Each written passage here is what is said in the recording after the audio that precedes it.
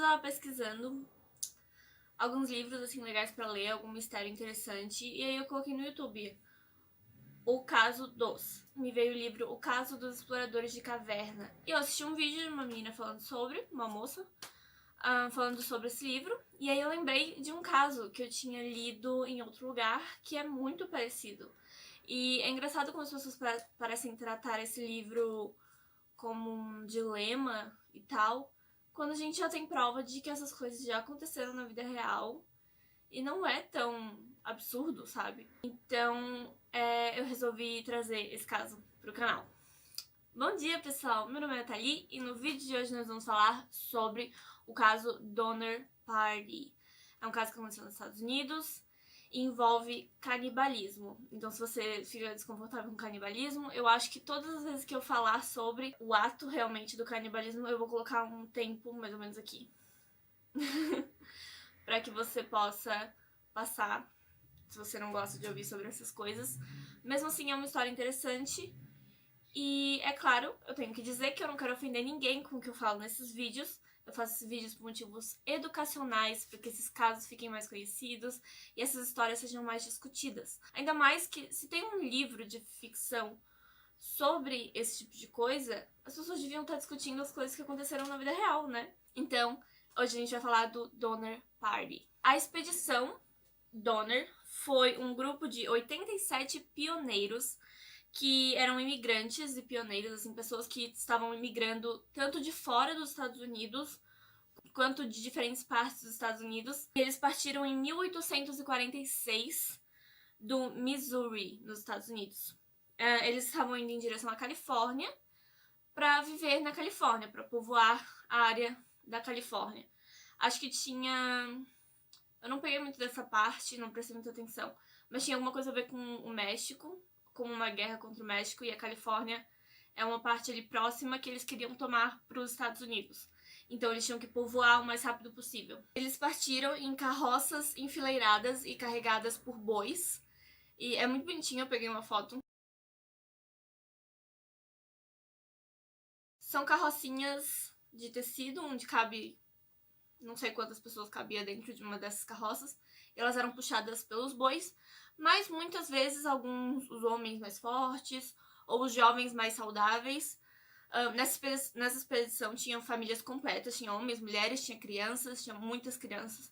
Mas, às vezes, para poupar o gado, a energia ali dos bois e tal, para manter os bois sempre saudáveis, às vezes algumas pessoas iam andando justamente para não forçar o boi a carregar 87 pessoas o tempo todo. Esse grupo, então, era guiado por George e Jacob Donner. Eles eram irmãos e eles se guiavam por mapas e livretos que eram escritos por exploradores ali da época, que já conheciam o local e já conheciam as rotas pelas montanhas e pelos desertos nos Estados Unidos. Eles não foram o primeiro grupo de imigrantes a ir para Califórnia nessa época do ano, mas eles foram tarde demais. Eles tinham que ter ido, eu acho que eles tinham que ter ido no início de maio, e eles acabaram indo no fim de maio, o que tornaria a viagem mais longa, porque eles teriam que passar por lugares onde já seria inverno quando eles chegassem nesses lugares, o que dificultaria muito a viagem deles. Outra coisa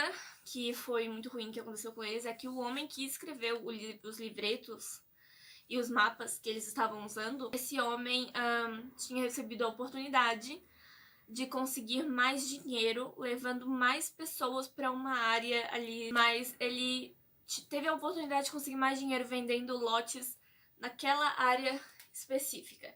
Então ele fez isso.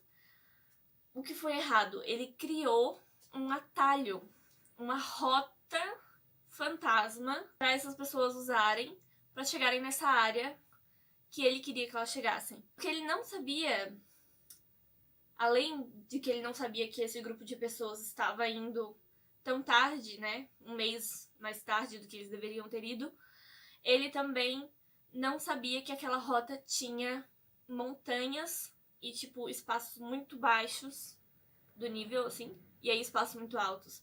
Ele não sabia disso, ele só criou ali um atalho para as pessoas seguirem. Então isso também foi foi ruim, acabou ali com esses imigrantes. A primeira parte do trajeto eles concluíram Levou mais ou menos um mês e eles já perderam algumas pessoas ali naquele início de trajeto. Eles perderam muito mantimento, mas foi a parte mais fácil do trajeto, foi atravessar o deserto de sal. Então foi a parte mais fácil do trajeto, porém eles não estavam preparados para o que ia acontecer depois. Então ali no primeiro mês eles já consumiram quase todos os mantimentos, algumas pessoas já haviam morrido no trajeto e eles já estavam loucos para chegar e poder descansar, mas eles sabiam que ia demorar. Depois de 7 meses de viagem, eles tiveram lugares, é claro, eles tiveram a oportunidade de parar em lugares que tinham comida e que tinham mantimentos, mas eles continuavam o caminho todo dia. Em novembro, eles chegaram na Califórnia. E é claro, fim do ano nos Estados Unidos é frio, é neve, mesmo na Califórnia. Eles não esperavam isso. Muita gente dizia que a Califórnia é um lugar quente, é um lugar que nunca tem neve, é um lugar ótimo, não é frio, é sempre quente. Não, neva lá também. Eles chegam e eles encontram uma área que é um rio, que tá praticamente congelado ali pela neve, pelo frio. E eles têm que atravessar esse espaço e passar por uma rocha. Essa rocha tem que ser escalada para que eles continuem o trajeto deles. Porém, estava levando muito. Eles estavam no meio de um fenômeno meteorológico em que neva muito durante um longo período de tempo, é como uma tempestade de neve, e cria montanhas de neve de 6 metros de altura. Isso hoje em dia. Eu não vi estimativas assim de quão altas as montanhas de neve podiam chegar naquela época, mas provavelmente era mais frio, né? Eles notaram que eles não iam conseguir atravessar com as carroças e ia estar muito frio, então eles usaram aquele espaço em volta do rio, que não estava tão lotado de neve, e criaram ali um acampamento para esperar o frio passar, a neve baixar. Eles montaram barracas e depois eles conseguiram até construir cabanas, assim, usando troncos de árvore e tal. Eles eram realmente, pessoal, eles eram pessoas muito saudáveis e eles já sabiam agir com esse tipo de emergência, onde você tem que parar uma viagem. Eles eram imigrantes, eles já sabiam agir, assim, eles eram saudáveis, eles eram fortes, eles eram capacitados para fazer esse tipo de trabalho. Porém, não na neve extrema. Então, eles estavam ali trabalhando, já estavam lidando com tudo que a neve pode proporcionar para o ser humano. O frio, a fome, exaustos, eles estavam exaustos. Além do frio e da fome, né, eles podiam ter hipotermia, que é o frio, né, hipertermia, que é o calor extremo por esforço físico, usando roupas pesadas para se proteger do frio e da neve. A fome, a insolação, que pode acontecer quando os raios de sol refletem na neve e batem na gente. Cegueira, também por causa dos raios de sol batendo na gente, nos nossos olhos. É muita luz, muita gente não sabe disso, principalmente a gente aqui no Brasil não costuma ver neve, né? A neve pode causar insolação e os brilhos do raio de sol na neve podem causar cegueira. É recomendável usar protetor solar e óculos de sol quando se está na neve, porque o sol ainda funciona quando você está na neve, não é porque tá frio que o sol deixa de refletir no branco, né? Então é muito brilho e isso pode causar várias coisas. E insanidade. Você tá no meio do nada com a sua família ali tentando, vamos proteger a família, vamos. E aí vai todo mundo morrer.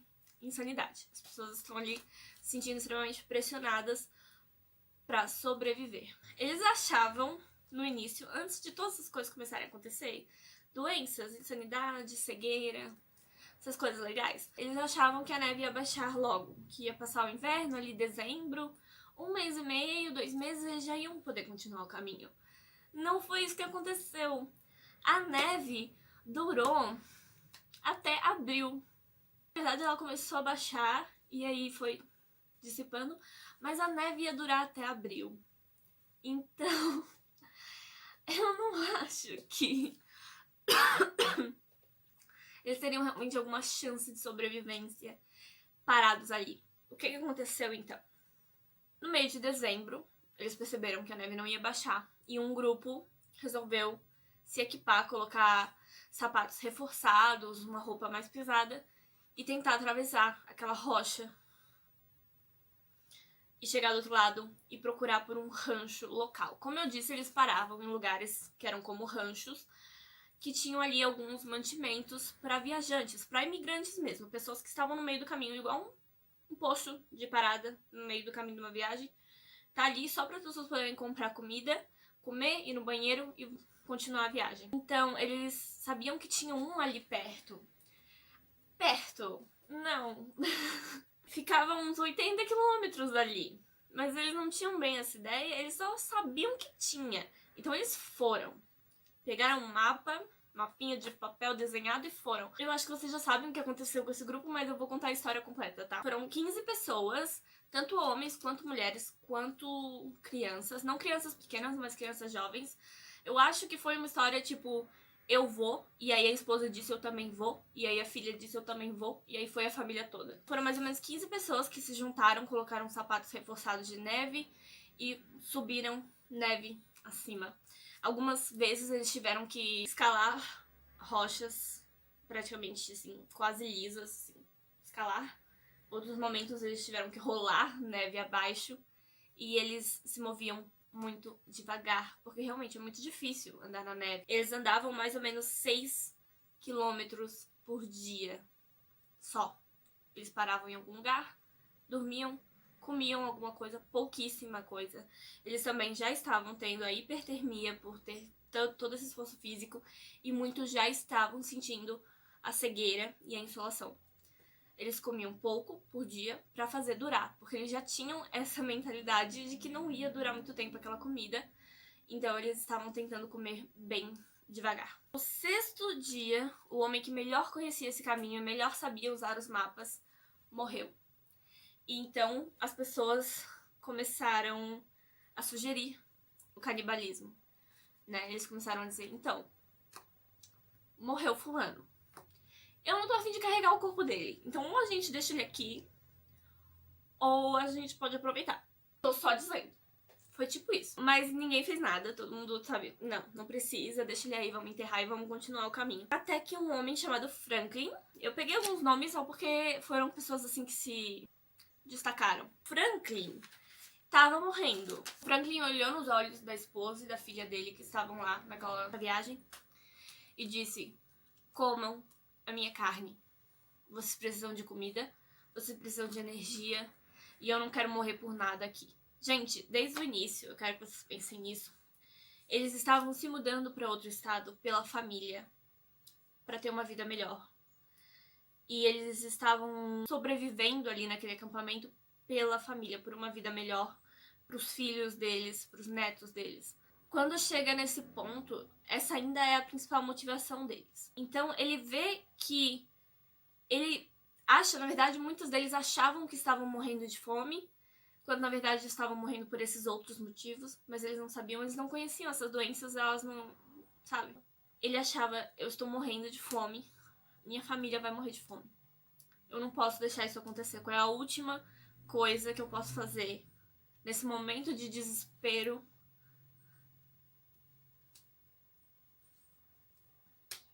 Entendeu? Então ele sugeriu. E é agora que você pode pular. Eu só lembrei agora, porque eu vou falar o que aconteceu durante aí a consumação. O que aconteceu? Outros homens morreram também. De início, quando Franklin sugeriu e morreu tipo, minutos depois, a família dele não tava muito afim, né? Mas aí outros 2 homens morreram durante os próximos dias. E eles tinham ali 3 corpos congelados.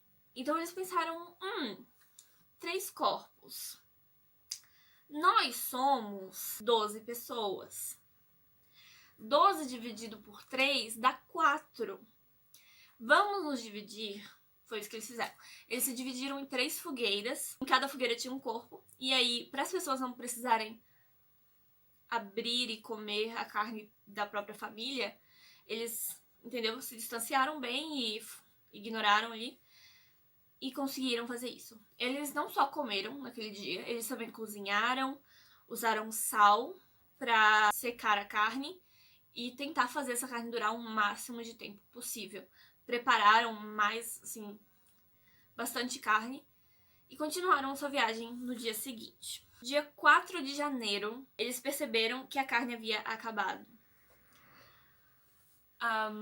Comeram rápido, né? E as roupas estavam destruídas. Os pés deles estavam, assim, praticamente desprotegidos do frio.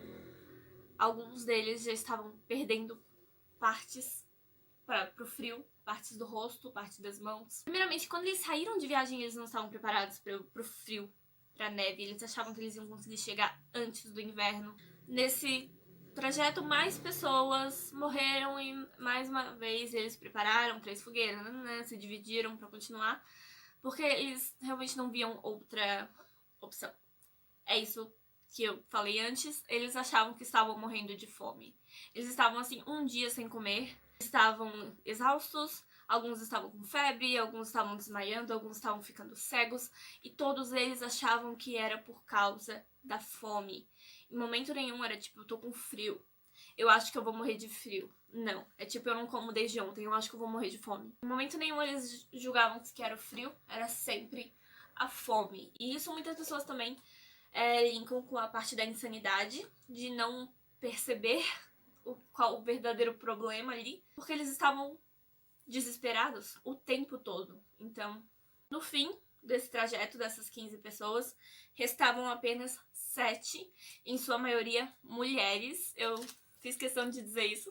Em sua maioria mulheres. Muita gente diz que é por causa da maior quantidade de gordura corporal feminina e também pelo instinto materno. Algumas dessas mulheres nesse grupo eram mães, que foram junto com o marido e a filha e o filho juntos. Elas estavam ali para proteger os filhos e elas também tinham um pouquinho de mais de gordura, então duraram mais tempo no frio. Mas essas pessoas não estavam maravilhosamente vivas, é claro.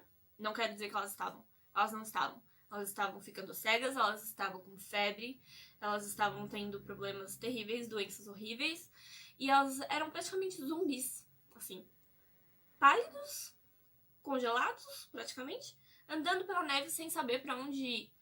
E eles foram resgatados por uma tribo de nativo-americanos. Essa tribo deu uma comidinha pra eles, viu como é que eles estavam, se eles ainda estavam sobrevivendo, se eles ainda tinham como sobreviver, e levou eles pro tal rancho. Mas eles não iam voltar nem a pau, é claro que não. Eles não iam voltar. Eles mandaram tropas pra voltar e ver o que estava acontecendo. As famílias que ficaram lá no acampamento, em volta daquele rio, elas também acabaram seguindo essa rota aí do canibalismo. O frio estava chegando, o gado estava morrendo. Lembra que eles estavam sendo carregados por bois, né? E esses bois ficaram lá no acampamento com eles, mas eles estavam morrendo. Tanto provavelmente por fome, porque algumas não tinha tanta grama, tinha neve, só tinha neve. Eles estavam comendo o gado. O gado todo foi comido, o leite, não tinha mais leite, não tinha mais como pegar nada daqueles bois, daquelas vacas. Então, eles comeram tudo o que dava pra comer desses bois. Eles comeram os ossos, eles comeram os órgãos, eles comeram tudo desses animais, até que não tinha mais nada. Aí eles comeram o couro, eles comeram a pele que eles estavam usando para se proteger do frio. Eles comeram o couro dos próprios sapatos. Eles comeram o cadarço dos próprios sapatos. Eles chegaram ao ponto assim de comer tudo o que eles podiam comer, porque eles achavam que iam morrer de fome. Mais uma vez, muitas pessoas estavam morrendo de frio, de insolação, de febre, realmente assim, gripe, entendeu? Pneumonia. E eles achavam que todo mundo tava morrendo de fome. E você pode pular. E eles não queriam morrer de fome, eles tinham medo de morrer. Então, a primeira pessoa a ser comida foi uma mulher chamada Elizabeth. Ela foi a primeira a morrer de fome. E o pessoal falou, olha, Elizabeth morreu de fome. Ela foi a primeira. Eu não quero morrer de fome. E não tem mais nada pra comer. a não ser Elizabeth. E aconteceu. Eles acabaram consumindo pessoas e quando as expedições de busca, né, em abril foram lá, só em abril porque eles disseram que não fazia sentido ir atrás, eles iam morrer igual. Se eles forem em janeiro, em fevereiro, buscar aquelas pessoas, eles iam morrer no caminho igual. Então, eles esperaram até abril, que é quando a neve ia parar, ia começar a derreter. Quando eles chegaram lá, não era só os músculos que haviam sido comidos. Como eu disse, insanidade.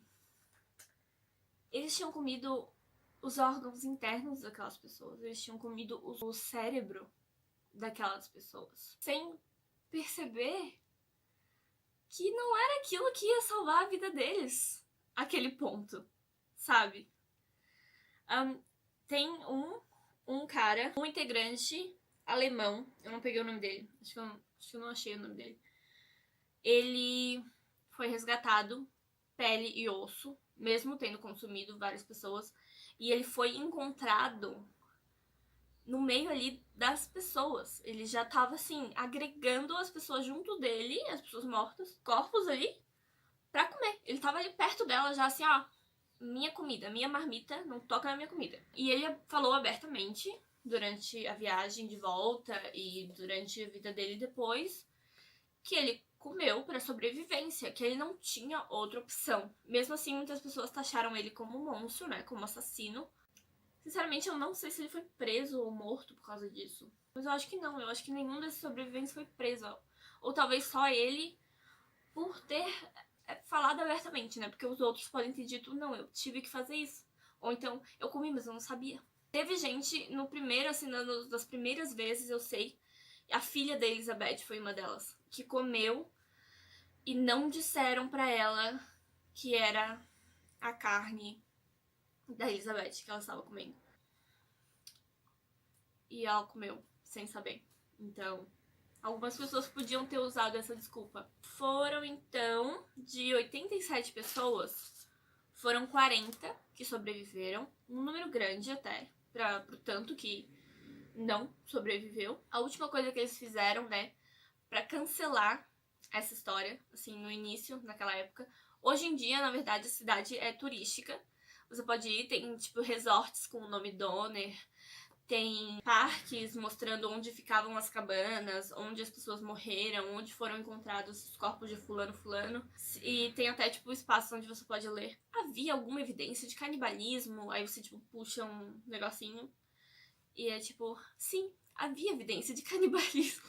Mas a última coisa que foi feita na época, em 1847, né, que foi depois que eles já haviam sido resgatados, esses exploradores, depois de ter certeza de que todos os sobreviventes haviam sido resgatados, eles pegaram todas as provas, tudo que eles conseguiram. Ossos, madeira, roupas que foram deixadas lá, ferramentas, até alguns esqueletos de bois ou vacas ali que eles encontraram. Colocaram tudo dentro de uma das cabanas e tacaram fogo. E deixaram o fogo consumir tudo. Eles queriam, assim, que não fosse lembrado, que aquela história fosse esquecida, né, uma tragédia. Mas não, né? Não tem como esquecer uma coisa dessas. Sim, que acabou, pessoal. Hoje em dia é um ponto turístico, é uma cidade turística. The Donner Lake é um novo nome que foi colocado pro lago onde eles estavam ali acampando em volta. E é um ponto turístico incrível, enorme mesmo. Assim a gente termina mais uma história, a história da expedição Donner, ou o caso Donner Party. Gente, é uma história incrível e eu sei que tem outras parecidas. E deve ter histórias no mundo todo em que isso aconteceu, em que, tipo, o canibalismo foi a última opção. Eu não tô dizendo que é certo, tô dizendo que quando você está nessa situação, nesse desesperado, achando que todo mundo à sua volta tá morrendo de fome, a sua mente vai fazer você pensar nas suas opções. Eu achei muito interessante que eu apoio muito o movimento do veganismo, eu tento praticar o vegetarianismo. É difícil pra mim, mas quando eu tenho pessoas à minha volta que também praticam, fica muito mais fácil, é claro. Mas eu tava pensando nessas circunstâncias, no veganismo e no vegetarianismo, na neve, no frio. O que de vegetais cresce no meio da neve? Eu fiquei questionando isso, pensando isso. E eu não cheguei numa conclusão, porque eu acho que não tem. Não sei, gente. Fiquei assim, impactada. Se você gosta desse tipo de conteúdo, mistérios, casos criminais, organização, moda de vez em quando, resenhas, terror no geral, coisas estranhas, coisas bizarras, é isso mesmo, eu mesma. Se inscreve no meu canal, deixa um like nesse vídeo, comenta se tem algum outro caso que você gostaria que eu falasse sobre, ou se tem alguma outra história parecida com essa que você gostaria que eu falasse sobre. Eu pesquisei porque tem um vídeo que eu gosto de uma youtuber que eu gosto muito, em que ela fala sobre isso, e ela fala sobre os tipos de canibalismo. Então, se você gostaria de um vídeo sobre isso, eu também posso falar sobre. E eu gostaria também de lembrar que canibalismo não quer dizer consumir carne humana, canibalismo quer dizer consumir alguém da sua espécie, tá? Então, animais também praticam canibalismo, ok?